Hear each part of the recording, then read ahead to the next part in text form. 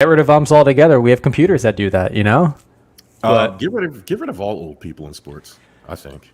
Not non-players though, because I mean, look, there's a lot of older players still playing, like Tom Brady, that I think you should keep in. But when it comes to officiating, yes, it should be like how everybody or every state should approach driving tests, where after a certain age, everybody should have to renew their license based on how well they drive, how well they see, and so on. And I think the same holds true for officiating. Anybody who has white hair in sports, get out.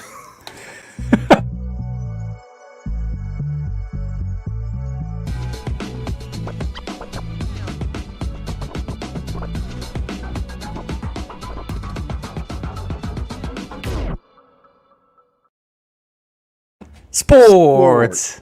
What's up, everybody? This. Huh? I like that. The youth movement in sports. The youth movement. Yeah, if you have white hair, you need to get out of our sports. We don't want you here. Yeah. No silver foxes in sports. No silver foxes in sports, and we're going to be checking your hair dyes. All right, so don't be trying to dye your hair to stay in an extra couple. Welcome to Stuff About Sports. I am the Facebook felon, currently serving a Facebook jail bid. So right now we are exclusively on YouTube. We are working to get all the links out to all the socials, so people will be joining in late. Jerm is the triple X of Facebook. 3 strikes. Man. It's bad. It's bad. Like I have to talk to somebody about what's happening here with Facebook. You're being targeted.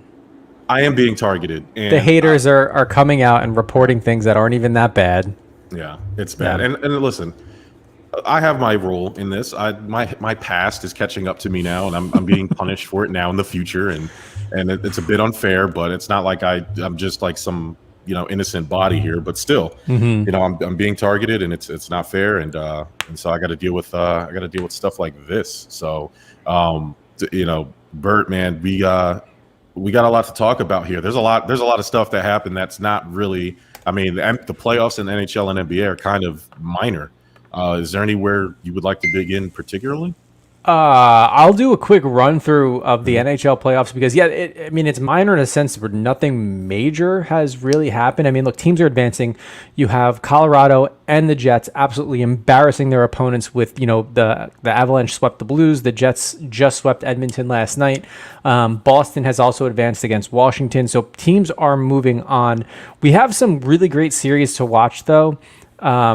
Pittsburgh and the Islanders. The Islanders are now on the brink of eliminating Pittsburgh. Last night, they won in double OT, despite the fact that they were severely outshot. The Islanders have a rookie goaltender that absolutely led them. Ilya Sorkin, another Russian goaltender, because they're infiltrating the league at this point. And they're all amazing, but he stopped 48 shots out of 50, and that's through 4 periods, and I think they scored with like 2 minutes into the second overtime. So, look out for that series because that's going to be good. I honestly do think that Pittsburgh's going to force a Game 7, but the Islanders are still going to win. And then you have Tampa, who has been about to eliminate the Panthers now, but the Panthers just struck back last night, so they're forcing a Game 5. Yeah. Yes, Game 5 because they lead. They're forcing a Game 6. Tampa Bay leads 3-2. I think the Panthers are going to win and force a Game 7, but the Lightning are ultimately going to win. Your Hurricanes are battling off tonight. That series is tied 2-2. Mm-hmm. But I mean, look, overall, aside from the advances and some really good series, there's really nothing to mention aside from John Tavares, the captain of the Maple Leafs, their first game. Accidental hit. He got hit, spun around, and when he hit the ice, another Montreal player was coming, saw him, and tried to jump out of the way as he was skating like full tilt the other way. And as he went to jump, his knee hit Tavares' head, completely unintentional, and he ended up leaving on a stretcher. So incredibly scary when you have those injuries happen, and he's now out indefinitely. He immediately went to the hospital. He had tests done. He had CAT scans done. Everything is coming back like good, okay, but he's out indefinitely right now. I'm assuming what is an extreme concussion protocol, and he's probably hurting a little bit. I'll be honest with you. I seen that live, and I swear to God, I thought he got cut in the neck with a blade. The way that second guy, like if you watch it without the slow motion, you just kind of watch it in like the fast replay or in real time. I swore he got cut with a blade. Well, that's happened before. Oh, it has happened before. Yeah, and famously in it was like 2012. Like I mean, there was like spurting blood all over the field. Yeah, I forget the guy's name. He was a Buffalo. I'm pretty sure he was a Buffalo goaltender, but that's why all the goalies now have to wear like neck pads that come up and make sure it's covered, because it was like it cut, and the trainer on Buffalo recognized what happened immediately, ran out to him and put pressure on it and saved his life because of that quick action too. But yeah, look, scary. But other than that, I mean, hey, the NHL playoffs are trucking right along, and I think next round is going to be a little bit more interesting. But overall, I mean, some really great matchups. Yeah, it's been. I'm rooting for the Canes hard. I've adopted them now that I live in North Carolina, and I have to. You should, man. They got a great coach. Speaking of rooting, did you see this Bryson DeChambeau Brooks Koepka beef? No. So they're beefing over something silly. I was trying to look it up real quick, but I guess Brooks Koepka said something like during an interview that Brooks Koepka was saying. Bryson DeChambeau kind of walked in the background and said something, and Koepka was like, "I lost my train of thought hearing that bullshit." He's like, "Fucking Christ!" Like, you know what I mean? It was like a whole thing, and so. You usually don't get that in golf. But here's the thing, Bert. I'm all for it. I love that. Me too. Honestly, I wish.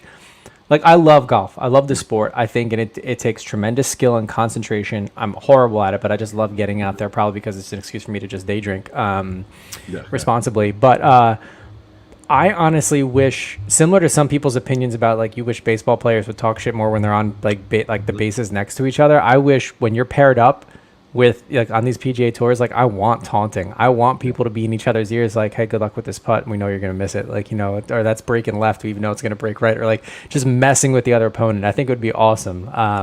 Of course, I mean, the history of golf as a sport won't allow that. I mean, if we think baseball purists are bad, I mean, golf purists and traditionalists are way, way worse. But yeah, dude, that's interesting. So did it come out, like, what was said? No. It's just, it plays into the rivalry they have. And I guess it's gotten real because DeChambeau said, he said he mentioned the body issue. He's like, "Look, he doesn't even have any abs. I have six-pack abs." Like, really, he's like, "I weigh more than him now by a lot. Did you see the body issue? He didn't have any abs." And then Koepka goes on Twitter and posts his 4 major trophies and goes, "Yeah, you're right. I don't have any abs. I'm too short of a six-pack." And it's just like, it's funny. It's just funny stuff. I wonder if they're doing that shit on purpose. I wonder if it's probably, but if they are, that's even better. Like, golf, it made me pay attention to what was happening, because now the next time these two take the course, I'm going to pay attention because I want to see it. And before we even go any further, because it kind of leans, I mentioned it to kind of lean into our baseball topic tonight, but I want everybody to be aware of something that's really cool that came to the network, and that's golfkicks.com. They were on Shark Tank season 11. Any shoe you want. Hey, you got some Jordans, the Jordan 1s. You got some Air Force 1s. You got some Kobe's. Whatever you got, the Griffey's baseball sneakers, whatever shoes you want, go to golfkicks.com with the promo code SHOT. And they will send you a kit, and you can turn any shoe that you own into a golf shoe, which is awesome. I'll be out there in my Air Max 95s, Bird. I don't know about you, but I'm gonna try to change the game. It's one of the coolest things in the world. Because, I mean, look, golf shoes in itself, I mean, are they comfortable? Yes, but I mean, there's really only one look to them, right? I mean, you can get different colors and whatnot, but I mean, if I can do any one of my shoes in them, and, like, yeah, you want to do Air Forces, go for it. Why not? So yeah, dude, awesome product. Definitely check them out all together. And I mean, look, great way to mention that sponsor after just an arousing weekend of watching Phil come back, the lefty, and win a championship at 50. Old men are winning championships. Tom Brady, Phil Mickelson. Like, I mean, honestly, who's next? Hopefully nobody. Hopefully it's over for these old guys. They had their little 5 minutes of fame for 50 years of fame, and we're done talking about them. In baseball, umpire Joe West has called his 5,000th game, which is a record. He's 68 years old. He'll be retiring. He already said at the beginning of the season he was going to retire, but yesterday he just called his 5,000th game. Great for him. Yeah. Awesome. Now go away, never come back, and take all your buddies with you. We need youth in baseball, and we're seeing it with Shohei Ohtani. We just watched Fernando Tatis have 2 homers and some other ridiculous stat, which was amazing. We've talked about him on the show as the future of baseball, the face of baseball. After that contract this past summer, he's got to be. Yeah, he's got to be. And then, we had the situation with Yerman Mercedes of the Chicago White Sox a couple days ago where he swung. The team was up 11-0, and they were obviously going to, there was 3-0 count. And he swung and hit a home run off a pitch, a pitch that the pitcher was just throwing to get him off the base and whatever. But he swung and hit the home run, and manager Tony La Russa, obviously the most useless coaching position in all of sports, the baseball manager, had something to say for like 3 days about it. And every time he talked, I was like, it just made me realize, Tony La Russa, this is not 1921. This is 2021. Get off your high horse. Nobody wants to hear that shit. Nope. Yeah, swing at 3-0, buddy. If he's going to lob one straight down the middle at 50 miles per hour, you crank that shit. Yeah. Get your stats up, young kid. This is a kid. It's a young player on his team. And he goes out of his way to say, we talked about it. He's a young player who made a mistake. And then he had to go out of his way and say, and he did make a mistake. Well, no, he didn't. Like, the mistake by who? What's the mistake? Hitting, like a batter hitting is a mistake. I heard about this. I didn't see the game, so it was an actual pitcher on the mound, right? It wasn't like a position player that came in because they didn't have anybody else. It was that weird. It was that pudgy pitcher. I don't know. I can't remember what team. I think it was the Angels. But he's the one that like throws like the slow fastball. You know what I mean? Like the kind of the change of pace fastball. He's been doing it. He has braids. I'll catch his name in a second. Okay. But, okay. No, I mean, look, the only time I would think that's unacceptable is if, like, literally, if you played, let's say you played extras the day before and you're running out of relievers, or your bullpen is slim to none, so you put in position players just because it's a long game, But so I mean, to really just go yard on one of those guys after, being up 11, then you take some off of your swing. Like, that's more of a respect thing because it's not an actual pitcher. He's not going to throw heat. Like, it is what it is. But if it's a pitcher, if you're up 11, what have we said time and time again on this show? People want to see bombs. They do. And it doesn't matter if you're up 11-0, 12-0, 20-0. Who cares? You have to play the game. And, like you said, get those numbers up. Like, crank one out. I want to see one go 450, dead center, like, knock it out of the park, like, get out of here. And I don't care who's throwing it, and I don't care what the score is. It is what it is. If you look at hockey, if a team's up 9-0, are they going to still shoot? Yeah, probably. They're not going to sit there and tap it around, same thing for baseball.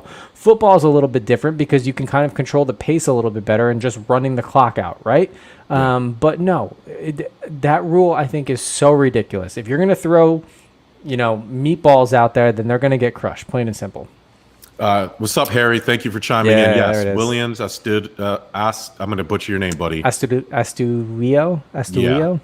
He's actually a catcher. I think he was pitching in like a relief role there, but he throws it was a 47 mile per hour fastball, but he's done it in game and struck people So out. he is a catcher. Yeah, that's what he's okay. So I think that's where the problem is because you take a position player who's not a pitcher and you're putting him in there because you were short relievers. Then I get it. Yeah, but he's been striking people out with this like slow fastball. Like he'll throw a fast one, like he'll throw like a 80. He can throw, and I've seen him. He can throw a decent. He can throw a decent fastball, but then he'll like switch it up and throw you like a 50 mile. And it throws off the batter's timing. You're gonna take that risk. You're gonna take that risk. Right. But he was clearly just pitching to Mercedes to get him on base. Like, he just threw one. And, he probably meant to, he threw three straight walks. And then for some reason he threw the same way, slow ass 40 mile per hour fastball, if you want to call it that, the slow ball. And then he does another one, but this last one ended up being right over the plate. And Mercedes cranked it. So, I mean, I don't know how you can blame the guy. I get a bit because if he is a position player, I mean, it is, you just take a little bit off, especially being up but at the same point, like there's no mercy rule, right? Yeah, I mean, and at the end of the day, if you want to hit, just hit. Like you shouldn't apologize. And if you're putting in position players to pitch, like, yes, it sucks. It's not the ideal situation, but I mean, at least have them throw something other than like 50 down the middle, Harry also says in the comment section, home runs are good, but when DeGrom or Cole is pitching, don't you root for DeGrom to dominate? Yeah, I mean, Yeah, of course. Yeah, at the end of the we day, like pitching duels. We like pitchers to certainly throw strikes. But I mean, I'll be lying to you. I know I've had this argument before, and there are a bunch of people. I think Ricky has popped into the comments before too, saying, I think he used to be a pitcher, or someone used to be a pitcher, and they hopped in the comments like, yeah, I'd rather a pitching duel over home runs. For me personally, I want to see home runs. I want to see bombs. Plain and simple. I respect pitching, and I mean it's a craft, and if they're throwing darts out there, all the better. But for me, I want to see balls get cranked out of the ballpark. Plain and simple. Me too, and that brings me to Joe West. Again, we talked about him earlier. Yeah. Tony La Russa, the guys of this ilk. Nothing against Joe West, but no. Bert, we asked the question: should old people just get out of baseball for good? I mean, not that we're seeing these old umpires running down, sprinting down first and third base lines to track foul balls. I get all that, but like, they should be more of a they should be working in the replay centers and working with the younger guys to teach them. They shouldn't be on the field anymore because they make these. I mean, we've had dozens of already awful calls. Yeah, awful pitches that have been called balls, awful pitches that have somehow been called strikes. I mean, it seems like they're just sitting there thinking like, oh, all right, man, it's 10 o'clock. I got to get my milk of magnesia and go watch, in the heat of the night. And it's time to, and it's time for bed, and then they're just calling whatever you're watching it as a fan, and it actively feels like they're just calling whatever they feel like, and that's bad. It's bad. They're just out of touch, and then the baseball writers, just everything about baseball is so it's so elitist almost. Baseball writers are slowly becoming the Karens of the sports writing industry, and look, we can have a whole show talking about baseball writers and even some of your smaller market writers that still have a vote in the Hall of Fame who refuse to fill out a ballot because they don't like this play. It's just like, it's ridiculous. But what I will say, going back to the umps, should there be an age out? Yes. I'll do you one better. There shouldn't be umps calling live balls and strikes anymore. I'm done with it.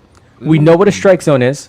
Yeah. We have instant replays for everything, including now challenges for dugouts. After so many years of calls being blown and individuals even losing no-hitting games off of a blown call on first when he was clearly out and should have been safe, clearly out, and they called him safe.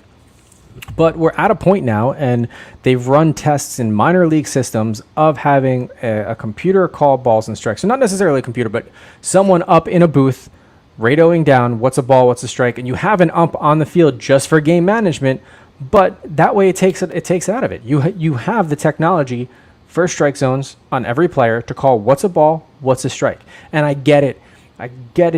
Baseball is a traditional sport, and this is the way it is, and this is the way it's going to be. And you get certain pitchers that get that outside corner, even though it should have been a ball, or you get certain batters that get that ball, even though it should have been a strike. But technology is allowing us to call it more accurately, right. And I just think it's more fair at this point. And you get guys like Joe West is great, but you get guys like Angel Hernandez out there with the players despise him, whether he's behind home plate or he's on the first base line. Like, no matter where he is, like, he's just an awful ump. And MLB even admitted it too. So here's your solution. It's not necessarily just training guys that can, or girls that can do better on the field, but why not use the technology at hand? It's plain and simple. I mean, if we're going to have instant replay, we may as well have, balls and strikes, like a strike zone called automated.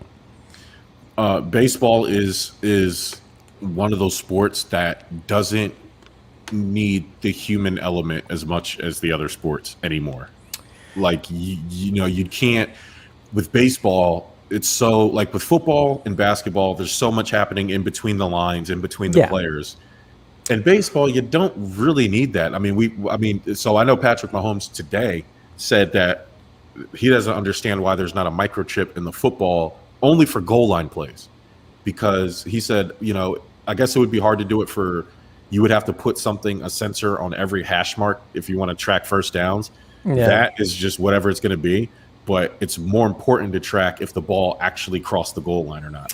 Yeah, I guess my only argument for that would be like, well, what if the microchip malfunctions and it never goes off? Like, you should have a backup plan. So I guess, and again, that's sort. And I understand Mahomes' comment, and back to your comment. Baseball is really one of the only sports that can do that, and there's one simple reason: there's no penalties in baseball. There's none. You call balls, you call strikes, you call outs. You call fair or foul, and even then, that can be done by just having the umps on either side, or even then in the skybox, the booth. watching what we're watching. Yeah, there's no penalties in baseball. Yeah, people get ejected for stupid shit like throwing at someone's head, or or starting fights that shouldn't be there. But like that's why you have umps to manage the game. But like with you don't need to have somebody on there calling penalties like basketball or hockey or football or anything like that.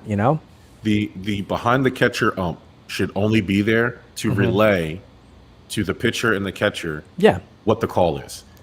So in the XFL, when there was the one thing the NFL should have stolen from the XFL, and the one thing they did better than any other sport, their sky judges were allowed to overturn the on the field calls. So if they should be like that.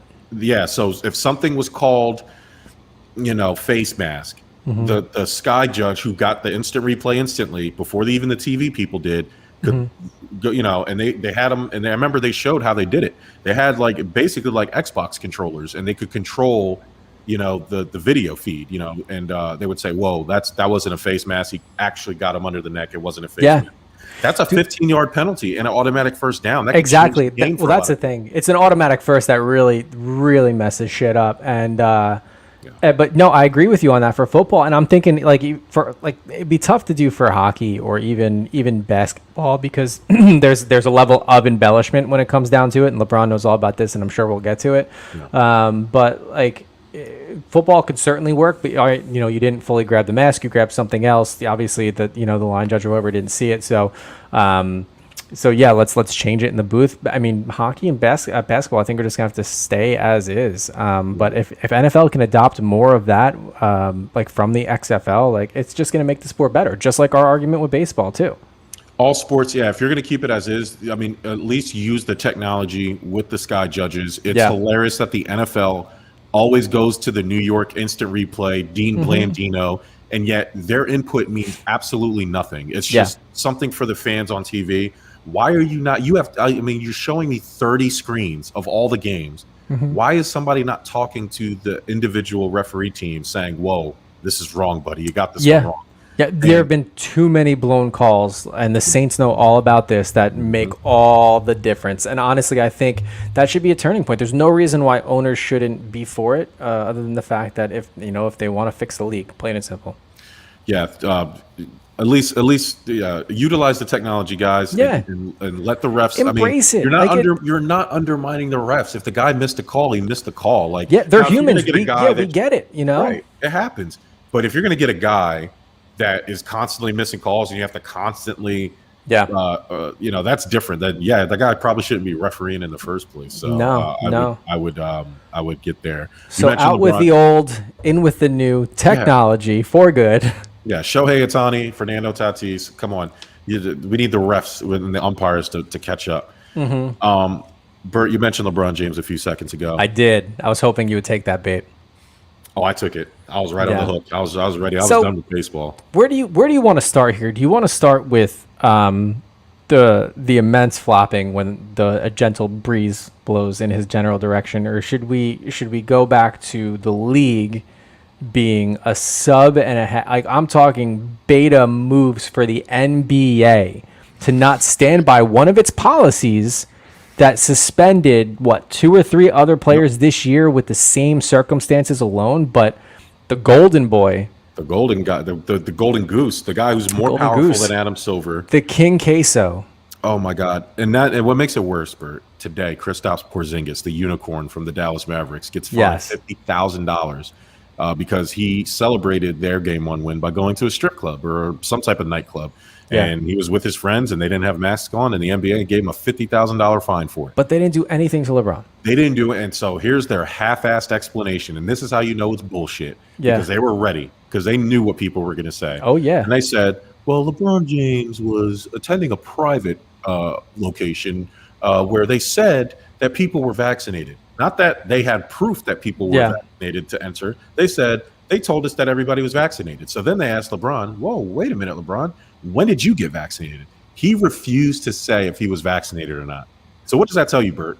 He's probably not fucking vaccinated. No, yeah. So, there's no reason to not. It's not like you're going to lose followers or a fan base because you got vaccinated. It means you didn't. And I'd argue strip clubs right now are probably the safest spot to go. 100%. Yeah. 100. And let me tell you something. If you're worried about COVID and you're going to strip clubs, I mean, listen, I get it. COVID's a bad thing. There's a lot of other shit in them strip clubs, buddy. Yeah. There's a reason your shoes stick to the floor. That's all I'm saying. I mean, there's a reason why you have to adjust to the atmosphere in the strip club. There's shit entering your body that, not to like devalue COVID, but there's other shit that can mess you up. There too. So, let's not just stop the line at COVID. So he gets fanned $50,000 and still nothing. And the only explanation is it was a private party and that's what. But it's still. But optically, it doesn't. I mean, look good. I mean, but if Porzingis is vaccinated, then what's the concern if he does go out in public? I mean, Texas. They haven't been enforcing masks pretty much this entire time. I mean, capacity-wise, basically anybody can do whatever they want. I have family there, but you saw this even when the Rangers had opening day. They had a full stadium. Yeah. So he lives in a state where there aren't restrictions. If he's vaccinated, if he would have went out to dinner in a restaurant, would they have held him still accountable? Bert, it's been over 400-something days, all right? Yeah. What this shows me is that the NBA, much like a lot of the country, is over COVID. Yeah. But what you said is most important. There are still protocols that you have set forth. Yeah. You're fining and have been you fined Lou Williams and suspended Lou Williams during the playoffs for saying he was going to a funeral. Yeah. They catch him that's Lemon Pepper Lou. That's his nickname from going to get wings at the strip club. Yeah. And so here's LeBron drinking tequila with Drake, and nothing happens to him. And Porzingis is out there looking at ass and he gets hit with $50,000. Yeah. It doesn't make any sense. Who cares what they're doing? You can't.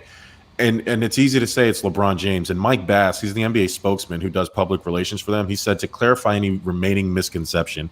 First off, stop. When you say some shit like that, it's bullshit. To clarify any misconception, there is no misconception. LeBron James was at a public event, and he's the biggest star in the sport, and it was right before the play, and you needed him for the ratings because they had a primetime game on ESPN. Big market team that slowly crawled into the playoffs. Yep.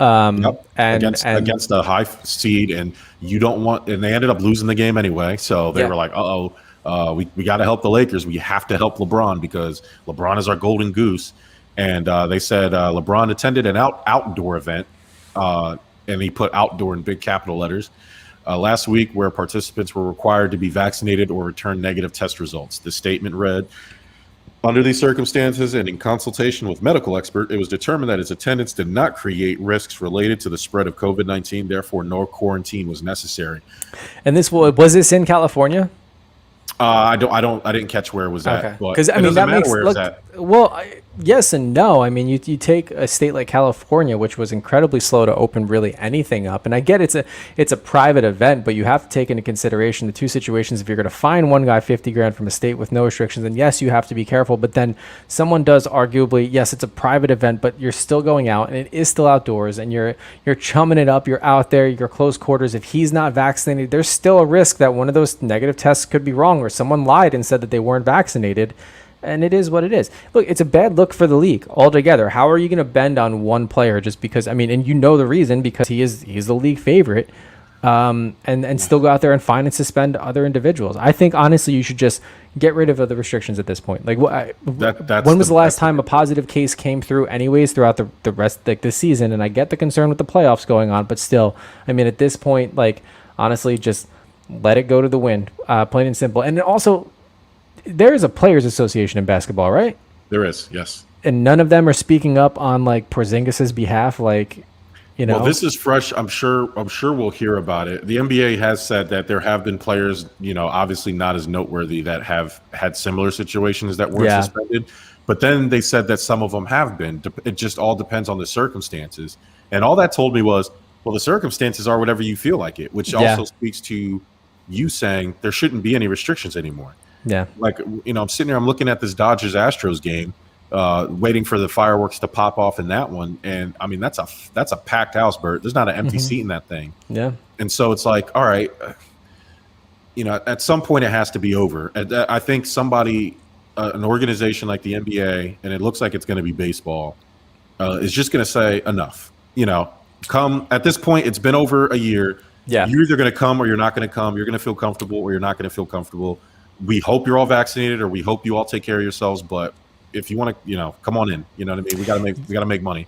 Oh yeah, from a fan perspective, but even if you look at baseball from a player perspective too, I mean, when the Yankees coaching staff and even like Gleyber Torres, who got COVID for the second time after being vaccinated too, and the whole team got the J&J shot, I think, so it was the one and done. But for them, look, last year it would have been nobody's playing for 3 days. Yes. Now it's you test positive. All right, see ya. But everybody else we know is vaccinated and they're probably good. So let's get on with it and let's not skip a beat. Yeah. But when it comes down to fans and attendance with all of this, they're leaving it up per state and capacity and who's vaccinated and who's not. Like, you look at a state like Texas. I mean, I just said Texas Rangers opening day, full capacity. Yeah. And I have family in Texas, and they went to the Yankees Rangers game last week where Kluber threw the no hitter. And again, I mean, fans next to you, no mask. I mean, it is what it is. And to your point, it's your comfort level. If you're vaccinated, even if you're not, if you want to go out and you want to sit next to someone else, that's you. You go ahead and do it. And I think as we get down the line, more states and more places of business, they're like, all right, well, I can't sit here and keep my doors closed and be held responsible if this spreads. It's ultimately up to the people that come out now because they have the option to be vaccinated. Right. So, look, getting back to Braun though, it's not a good look altogether, and it goes. All the Braun haters out there are just like, here we go. Like he's the league favorite. Of course, he's going to walk on water and get away with everything. And it's not fair to the other guys. It really isn't. And just more cause for us to continue to root against him in the playoffs. Yeah, it's like if you didn't need another reason to just despise LeBron James. And then it comes to the flopping, Bert. He's out there giving Oscar nominated. He is, for somebody who is so gifted. Yeah. Physically. Yep. And just... There's no reason, and he has a history of this, Bert. Like you're supposed to be the man. Kobe, Jordan would never do this. That's what I was just thinking, and I think we referenced this a little bit last week too. But like, you play hurt, you play through the flu, you get at it. They're not gonna this soft bullshit. It's not gonna fly. And to what? Like, you don't need to sell it. They're gonna call it immediately. Someone goes to defend you. They're gonna call it. So why sell it that bad? Like you should have played soccer, honestly. Yeah. He would be, and it makes sense that he owns Real Madrid. Yeah. I mean, or no, what is it? Liverpool? One of the. I think it's one of the Manchester United. He owns Man U, a portion of that. Yeah, the portion of whatever the one the Boston Red Sox owns. So I think it's Man U. So I'm sitting there thinking, like, LeBron, this guy did not touch you, but he'll sell it like his face got ripped off. And it's like, I get that you kind of you do that you beg for calls, but LeBron takes it to another level. I get trying to draw a foul. I'm all for that. That there's a skill and finesse. It's part of basketball. Cool. LeBron acts like he got taken out by the DC sniper, bro. He sits there and he'll lay on the ground for 5 minutes. Yeah. He'll check his eye that never got touched, but he'll check it for bleeding. 20 times before he gets up off the floor. It's gross. It's gross to watch. Like, how could anybody comfortably say he's their GOAT? When you watch him do stuff like that, it's embarrassing. He should be embarrassed. His fans should be embarrassed. It's not. The officials shouldn't be calling that anymore. They know how much of a terrible actor he is because people keep putting him in movies. So like, knock that shit off. Like, just stop. And to your point, this is what bothers me the most. The fact that he's gonna get the calls no matter what because of who he is. But on top of that too, if you want to be compared to the greats, act like it and like stop giving us and the haters ammunition to hate you more for being the league's golden boy and being like Sergeant Flop out there. Like, it's just, dude, play the game like you're like the individuals you're compared against. Like, just play through it completely. And no, he's not. And this is him. And we know this has been him for a while, and we know it. It's still frustrating to see. LeBrakes gets all the bailout. Everything works in his favor. Before we move on to the NFL news, Donovan Mitchell, the star of the Utah Jazz, was a late game scratch in their game 1 matchup against the Grizzlies, and they lost that game. Bert, they lost the game, and he was not happy about it. He took to the NBA and said, "I'm supposed to be the star player. This is not supposed to happen to me." And I guess he's gonna. He'll play in game 2, but it should. Okay, Utah's a small market team. Okay? Yeah. Donovan Mitchell is the biggest star to come out of Utah since Karl Malone and John Stockton, and Donovan's a little bit different because he's like a real superstar player. You know what I'm saying? Like, you're making it seem as though Karl Malone and John Stockton weren't. Because when you talk about Stockton and Malone, you talk about them as a tandem.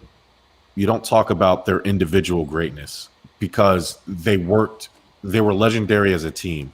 Yeah, they were great individually. I mentioned it, John Stockton, is probably a top 2-3 point guard of all time. Yeah. However, he didn't have to do it by himself in Utah because he had Karl Malone. I don't know if John Stockton becomes John Stockton without Karl Malone. And I don't know if Karl Malone becomes Karl Malone without John Stockton. What I do know is Donovan Mitchell is by himself right now, and he is literally carrying. He brought Utah back from the depths of hell by himself, much like Damien Lillard did for the Portland Trail Blazers. It's one of those things where he's just like he's probably a top 5 Utah Jazz of all time already. Which you is mentioned crazy. that. You said he was a healthy scratch, or that he was coming off of injury and they were concerned. I meant to say a late game scratch. If I said healthy scratch, I honestly don't know. I jogged, so a late game stretch, and this is because of like a lingering injury or coming off. An injury that he had towards the last couple games of the season. That he was dealing with, and the team went with long-term health excuse. Yeah, but for me, and I get that the players always want to play. But Donovan Mitchell was adamant that he was fine. And he said, this is the playoffs. Utah has been underlooked for a long time. This is their moment. He's in the midst of a youth movement with Luka Doncic and Trae Young and Ja Morant and all these great players and Devin Booker who were in the NBA. Yeah. And his moment was stolen from him. And then his chance to go against Ja Morant, they end up losing the game on top of it, which hurts. That's a tough spot. And it was a home game. So, I mean, he's upset. He's really upset. So should a small market team be bending to like LeBron, doing that to LeBron, to the Lakers, probably won't hurt the Lakers because they're always going to be the Lakers. Look at the New York Knicks. They've been bums forever. And they still were one of the top sports franchises in all of sports. Yeah. Because it doesn't matter who they have. If they're the Knicks. The Lakers are the same way. The Jazz are not the same way. The Jazz need a star. So should they be, placating to Donovan Mitchell? Well, they have this star. I think, yes, small market team. I don't, the way you teed it up, make it seem as though like if he's not starting, they're not going to make their nut on the season. It is what it is. I think it's still just having them there. So in this whole situation, I'm thinking like we've talked about this before. We're always on the player side. 9 times out of 10, it's got to be a very, very small percentage of us having to be on ownership side for anything or even management side. And what's weird to me is if you have a player in a playoff situation that is telling you, I don't care what my history is, I'm fucking going.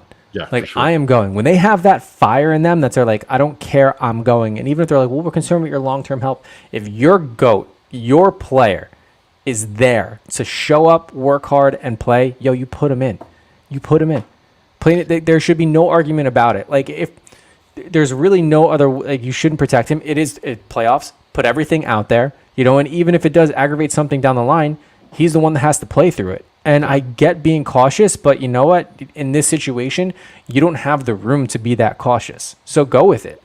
So yeah, look, I like the fact that he's coming out and he's like, this wasn't really my decision. And, now that we lost, and I hope they, course correct on him. But like, you have to put him out there. You even just from a coaching standpoint, just put him out. Like the rewards far outweigh the risks in this situation. I said this about Devin Booker, and again, they are the best team or second. They have the second best record, and the Jazz have the number 1 record in the West. and I believe in the league. But Devin Booker, I say, for this guy to win, to do anything, he needs to get out of Phoenix. Like that small market, that team. Now I've said that the last couple years, and of course this year they get the number two seed out of nowhere because I think Chris Paul had a lot to do with that. But I felt the same way about Damien Lillard. I call him a crybaby because every year he doesn't make the All-Star team, he cries, and then he somehow makes it because somebody, gets injured and he kind of fills their spot. But he's getting his flowers of late. But I say, hey man, if he's gonna do something, he has to get out of Portland. Donovan Mitchell, same way, man. Like I know a lot of fans might be blowing this out of proportion, but the small market, big market superstar thing is real. Kevin Garnett, new Hall of Famer, said, hey, my only regret about Minnesota was not leaving there sooner. You know what I mean? Like he wished he would have went to Boston sooner so we got more time to win. Yeah. And it's like, in this sport, I mean, and it's honestly much similar to hockey in this sense too. You got to take your stars and you got to put them in the best position to win. Otherwise, they're coasting mediocrity. They could have honestly a Hall of Fame resume, but if they haven't won a championship, that's the argument for individuals to say, hey, I mean, were they really that good? I mean, look, your take on James Harden alone kind of proves that point in itself. James Harden, the perennial loser James Harden, running from the for some reason everybody thinks he's great James Harden, even though he's just a fat ball hog who shoots 43% with a fucking 50% usage rate, which is ridiculous.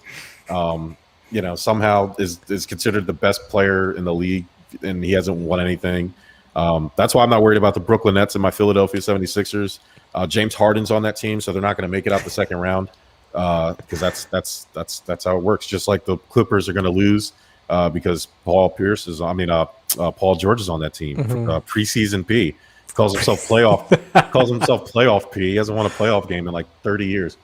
He's pandemic P. Listen, before we move off of basketball, I just wanted to show off this new swag, Bert. Real fast. Yeah. Go ahead and give me a nice little promo for this thing. This is what we debuted last week, the Hoop Dream shirt, honestly developed by the individual wearing it right now. Look at those colors pop, those obviously the fonts from the logos and NBA teams. Dude, you're not going to find anything cleaner than that right now. It looks especially good on Jerm, but I think he's wearing the shit out of that right now. But honestly, you can get it. Give us a shot. Network shop. We have more than just that on there, but honestly, these ones, I told you all last week, they are going to sell out. So get there and get them because you'll have the same color pop you have on there that Jerm is, and then everybody's going to ask you where you're getting that shirt. So definitely order it. Comes in 2 weeks or so, maybe even sooner. A little less, so you get we have a high demand. People are ordering them, so it is going to take about a week, maybe a little bit more. I got mine in about exactly a week, so I don't want to. Okay, cool. Under 2 weeks. It might be.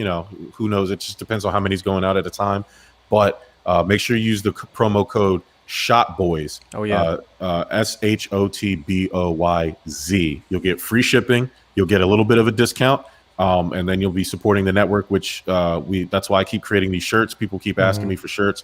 And just a little surprise, little teaser. I am going to be working on a football one. I just have to figure out what to say. So if you have any suggestions, please post it or send us a message on the network page, and we will.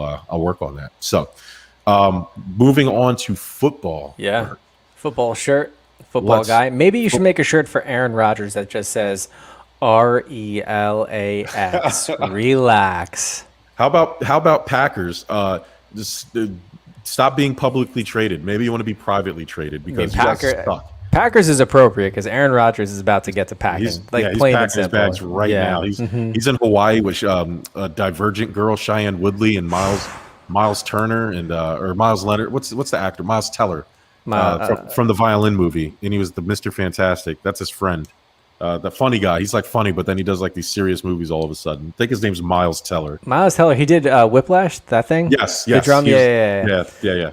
Look, Aaron Rodgers. He performs well on the field, and then obviously he's in Hawaii with his fiance, who is this absolute smoke show. He performs well off the field. And for those that haven't heard, he finally broke his silence. This was on SportsCenter on Kenny Mayne's, what people are saying are his last SportsCenter because he's leaving the network after 27 years. But shout out to him because he's awesome. I always loved watching Kenny Mayne. Yeah. Hey, but, real quick before you go on. Yeah. Shame on you, ESPN. Shame on you. You want these guys, these analytic guys. Kenny Mayne is an original, and he's a last of a dying breed.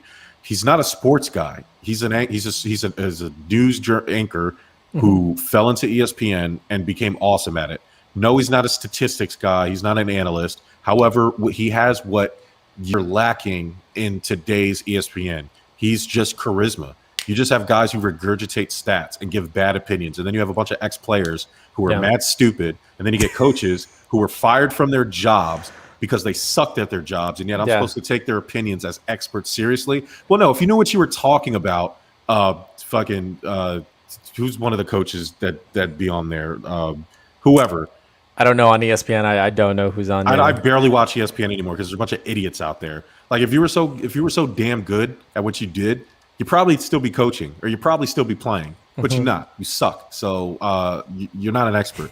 Kenny Mayne was a guy who just loved sports. He was one of us, and it's really sad that something like money and just something as trivial as that for a guy who's put in so much work and made ESPN what it is, for them to treat him that way. 27 years. It's shitty. And it's shitty. And it's like, you want him to take a pay cut for what? So you can give it to fucking, I don't know, whoever, some bum, Mike Greenberg's bum ass. Like, I don't know. It's just, who knows? Who knows what you want to do with fire it? Greeny instead.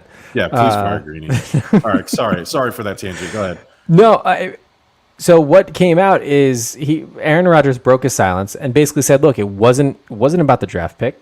It hasn't been about anything. He's not concerned for his job. He's saying that it's more cultural. It's more of like philosophical, like what's going on with the organization, that it doesn't feel the same. It's not about it. It's all about the feeling.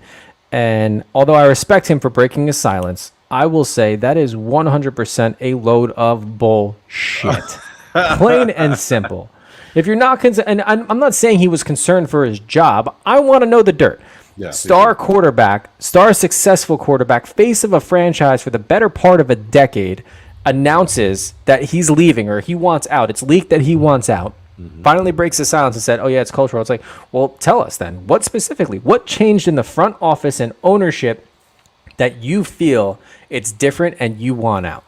Like, please. I mean, last year, after him and the divorce between Mike McCarthy, last year, he's got peppered with questions about how's the new working relationship with the coach now. And I mean, everything's great. We're getting along perfect. And now, coming off of, yes, a playoff exit, but still, a great season overall. What's different? What is it? This isn't about money. This isn't about team chemistry. This isn't about coach chemistry. This is about like front office stuff, like just cultural stuff. Like I need more. I'm not buying into this facade, just this statement of just pure bullshit that anybody can see through. Matt Murphy, who is essentially I guess you would call him the owner. He's labeled as like the CEO of the Packers, a publicly owned team. But I think they have appointed Matt Murphy as the person where the buck stops. So he's essentially the Jerry Jones of that team. So they're a publicly owned company, but Matt Murphy's the one that makes the decisions for the team. Now, Bert, if you remember, they drafted Jordan Love without consulting Aaron Rodgers. They hired Matt LaFleur without consulting Aaron Rodgers. I can see where the beef with the GM and the CEO would stem from. It's like, so then here you go. Do they need to, when you say consult, is it more of just like letting him know, like, hey, these are our plans, but you're still the guy? Anything.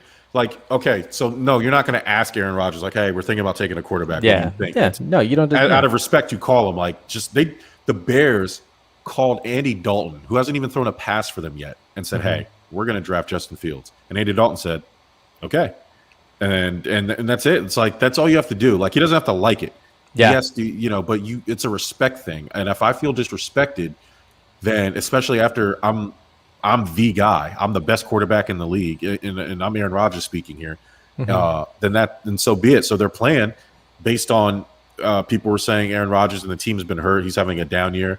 They were going to blame whatever loss, whatever season they had on him, unceremoniously bounce him out of town. But guess what happened, Bert? Aaron Rodgers said, no. I'm the MVP now. And so now the Packers can't do that.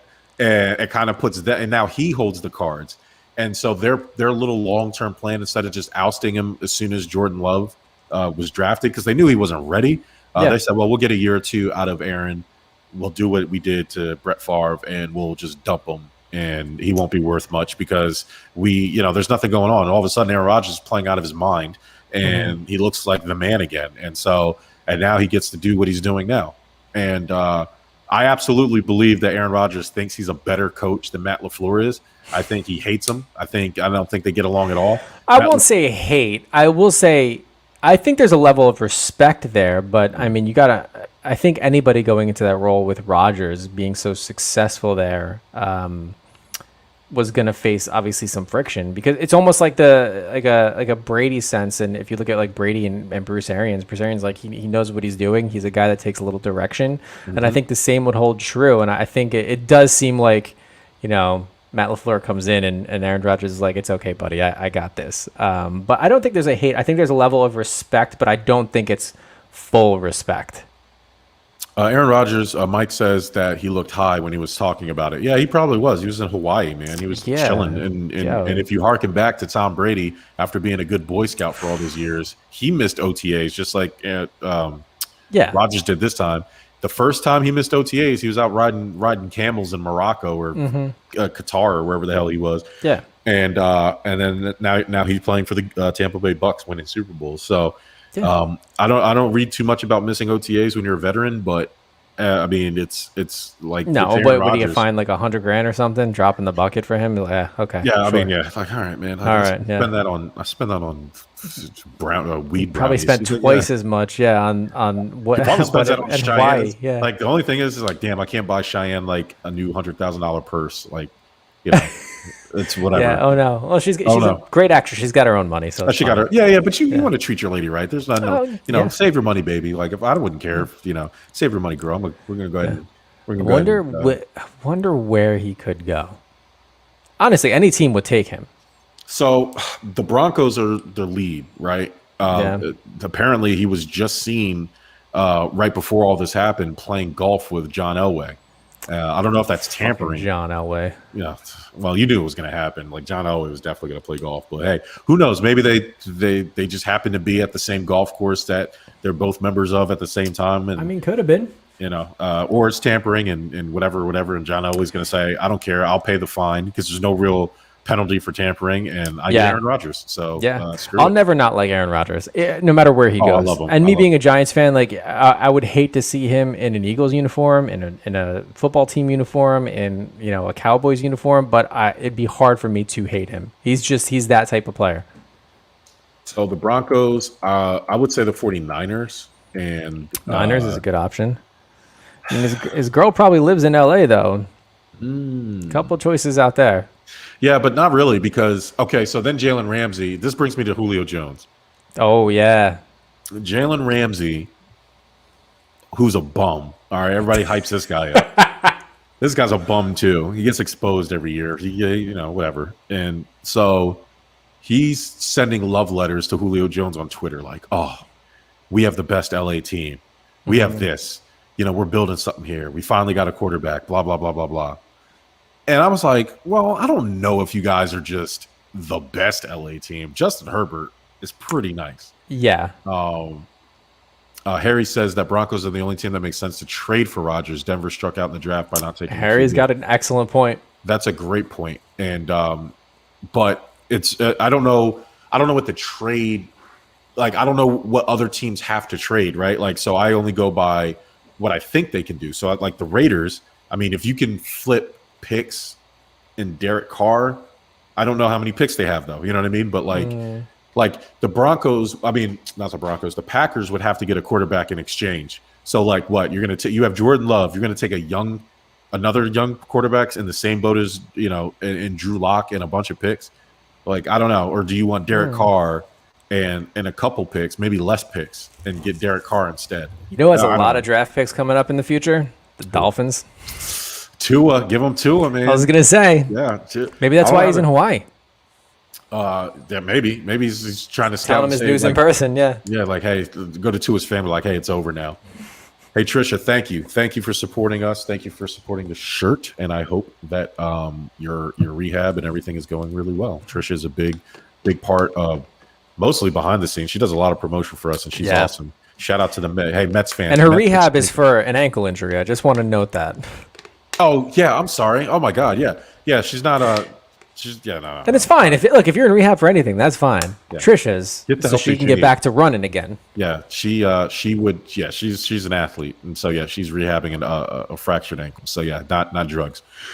However, she does like Giannis Cespedes. So I mean, I don't know about that. Yeah. But well, that's another conversation. We'll talk to her offline about that. So Harry says he would start Love over who? Over Drew Lock? Sure. I mean. They've had him in the system. Well, actually, I don't know because I don't know what Love is. I know what Drew Lock is, and I like him. So you're saying you want to know what Love is?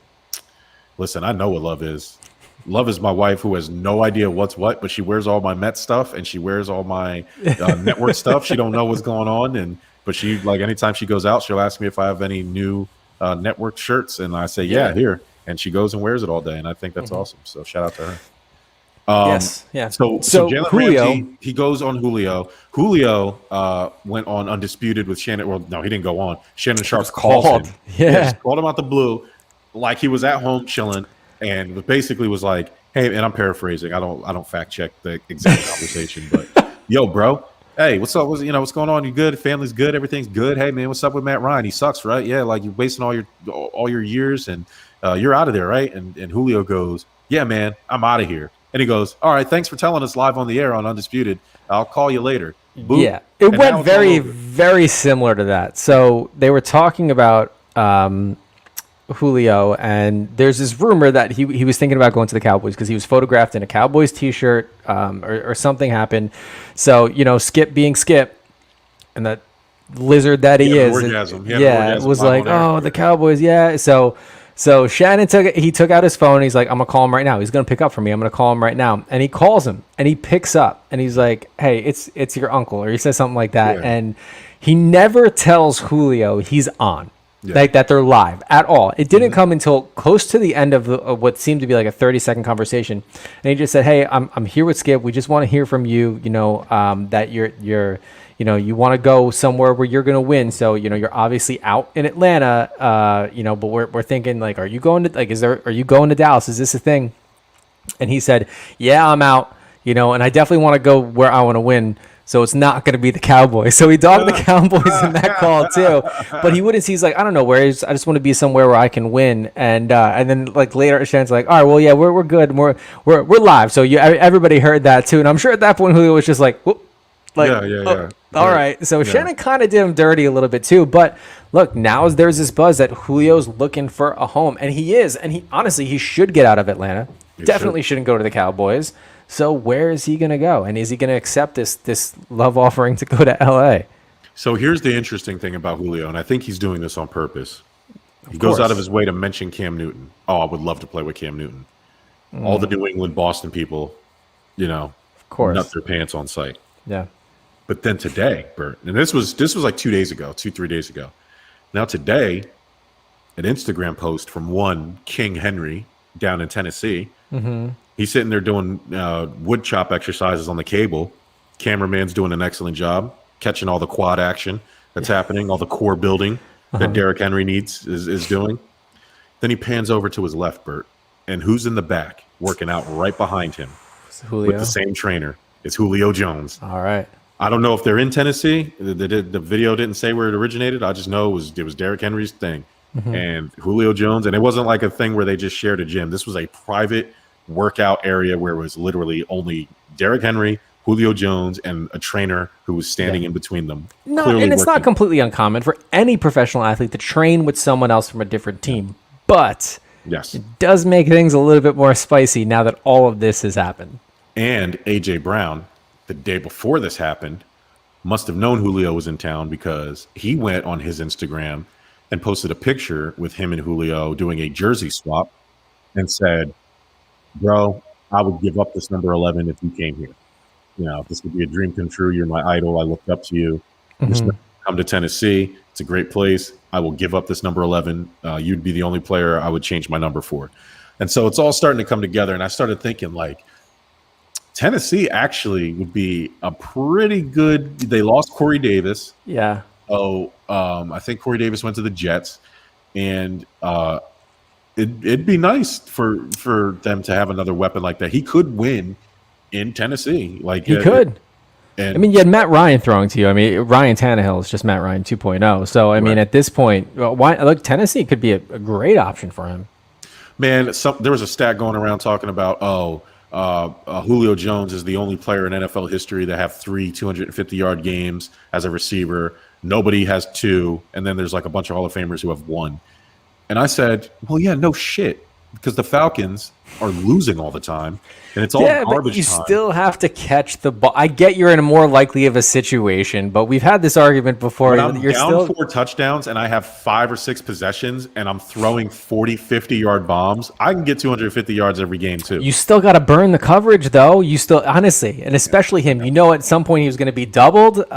So it is still. You know why Jerry Rice only has one of those games? Because his teams are winning. So the teams are not throwing the ball. You know why T.O. only has one of those games? It's because the teams are winning and nobody has thrown the ball. You know why Randy Moss only has one of those 250-yard games? Because the teams are always winning and the teams aren't throwing the ball. Hey, when you're a loser, bro, guess what? You get thrown the ball a lot. And when you're like one of the greatest in the league to do it, yeah, you're going to catch the ball a lot. So like, I'm not going to put any credence. I'm not demoting his greatness. I'm not demeaning Julio Jones. He is obviously talented. I think you're demeaning the stat. Like, look, we get it. It's a great accomplishment, but like, and he could very well end up a Hall of Famer, but let's not take, he had 3 250-yard games and equal that. Like, put him in the Hall of Fame. Go for it. Like, yeah, that means punch your ticket right away. Like, I get it. And this is where we got to get into the arguments of stats and like what helps, what hurts. Like, you make up these things and look, the NFL's not the only thing to do. Like, baseball makes up this shit all the time. Like, oh, great. Yeah, he's the only pitcher to have 2 starts with, whatever, insert awkward stat here. So I get it, but he is a great receiver, and yes, is he on the back nine of his career? Yeah, but I mean, honestly, you put him in a team like Tennessee, and that could actually spark something, especially with how they've been doing too. If not, I mean, look, he's out in Atlanta, so at least it's just more exciting this offseason to see where he's going to end up, and who knows, he could end up in the same place where Aaron Rodgers is. So a lot of moving parts here. So imagine, what's a team that has a running back but literally no quarterback, no receivers that they could go to? New York, any of them. Any of them, yeah. Any of the New York teams. Yeah. I was also thinking, man, I hate to do it to them because I think they're just starting to get something going, but the Bengals, I saw Joe Burrow today. Yeah. And I was like, man, but would I take Aaron Rodgers and Julio on the Bengals with their running game and their defense, or do they continue to just build it because it's working? Like, Joe Burrow is amazing, and I saw him. He's not fully healthy. He's about 85%, but he forced the team to let him do OTAs today because he said it was important for the new draft picks. They're trying to change something there, and he said it was important. They told him not to come. They said, you're excused, and he was like, okay, and he showed up anyway. Pads, helmet. He was throwing. He was running around. He got a big old brace on his leg. And he said, he's like, listen, I'll be honest. I'm about at 85%. I'm hoping to be ready by the start of the season. That's my goal. I will try everything under the sun to do it. But, it's important for me to be here because I'm the franchise guy and blah, blah, blah, blah, blah. And he was out there and I loved it. Like, I like that, Yeah.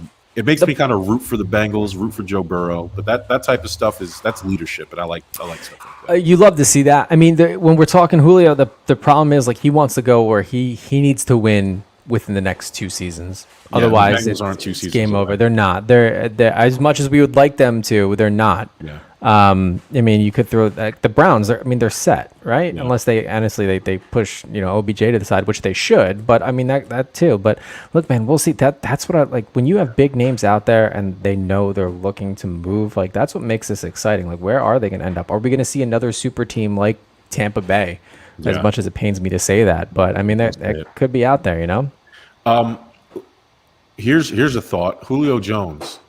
It may not be a sure bet because a lot depends on the real version of this quarterback we're going to get. But Baltimore, How about teaming up with Lamar Jackson? He hasn't had a true number one receiver yet. With Lamar Jackson, I don't know if he's good or not. He's had, No, he had an MVP I'll save season. you time. No, we're good. We're good. We're good on that. We're good on We're Baltimore. good. I refuse to let my mind even think that's a possibility. I don't, Okay. and, All right, and it's cool. and I think that's because, like, when we're talking about, like, when I was thinking in my head, I was like, all right, well, who would be good to throw to him? Like, what are the teams that Baltimore never popped into my mind ever? Really? And I mean, and we talked about the overratedness of Lamar Jackson, but we are in that your sample period of like, all right, well, let's see, 3 years. So I mean, it could be for me. I don't think it's happening. So, like, for me, like, I'm only bringing up Josh Allen because I know him, right? Like, but Yeah. in my 3-year sample period, I've watched him grow every year into an MVP candidate. That's the trajectory. So, like, people in this NFL today would write Josh Allen off after 1 year because he was so bad. Yeah. It's like the opposite. Lamar Jackson is like bizarro Josh Allen, right? He started off hot, amazing. Great. Yeah, and then regressed. And every year he just regressed into whatever. And Josh Allen has gotten better. So, like, yeah, like, you have to give these guys 3 years so you can find out what they are. Now you have, so, like, it'll be interesting. Like, I'm singing Justin Herbert's praises because I'm seeing stuff from Justin Herbert that you don't see, but it's still 1 year sample size. Yeah. People can figure him out. So it's going to be interesting the next 2 years to see what happens. You're welcome, Trish. Thank you. And Harry says, Julio on the Bears. What Bert said earlier, Harry, he wants to win right now. Here's the interesting one, because I'm not a fan of Kyler Murray, but a lot of people are.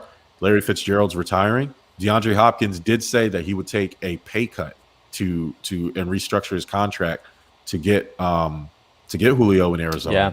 That would be interesting. I don't know, but again, does that win now? When I think win now, I'm thinking, who were the last 4 teams in the playoffs last year, right? That's what it is. Yeah, you got the Packers, the Bills, Tampa Bay, and Kansas City. And it's like, all right, Kansas City could do it. They have the pieces, right? Another thought. So, like, and then who were in the semi games, right? It would be the Baltimore, the Saints. Like, I'm thinking of like the top 8 teams are the win now. Like, the teams in the conference, obviously the Super Bowl, so the conference title games, and then the conference semi-title. So the Bills played the Ravens in the semis, the conference games, right? So it's like, the Bills, Ravens. I guess the Cardinals. No, the Cardinals weren't in that. Wasn't Tennessee in there? Or Tennessee played, and it's like, so yeah, Pittsburgh. Bold prediction: Pittsburgh's going to be the worst team in that division next year. I don't think that's that bold. People are early predictions just saying they're going to win that division. I don't see how. I don't understand that. There's no way. I'm telling you, no way. Unless they let wheelchairs onto the field and Ben Roethlisberger can still throw. The dude, he's done. Like, I don't get it. And guess what? I did it last year, and I'm going to do it again this year. I have the Cincinnati Bengals winning that division. Okay, wow. And then the Browns being the wild card, the second wild card. Really? Okay, I would have thought the opposite. But I mean, Burrow's health depending. So yeah. I can't wait. You want to watch them, because I think coming up in probably the next month we'll do our 2 early predictions. I think maybe in July. Okay, let's do it. The only reason I'm saying it, the only thing that'll change, because Odell Beckham will be back on the Browns, and then they'll be back to sucking because Odell Beckham is a loser. He's basically a black cloud over any team that he's on. He really is. You'll never win with Odell Beckham. So unless he leaves that team, they are not going to win any games. They'll probably be one of the worst teams in the league because poison. He's poison. Yep. All right, Bert. That's it. My list is done. I was looking through it real quick. I got my shit off against LeBron James. That bum, NBA's golden boy. This guy's a joke. Hey, man. I can't wait, because you know what? It's a brand new week for him to do something else, for us to just dog him next week. So they play. I think they play tomorrow, so I can't. Or do they play tonight? I'm trying to think. There's I forget who's playing tonight. Quick sports update. I know Brooklyn is beating the brakes off of Boston. I knew that was going to happen. 94-61. My New York Mets are beating the Rockies right now. That's great. Let's see. They play tonight.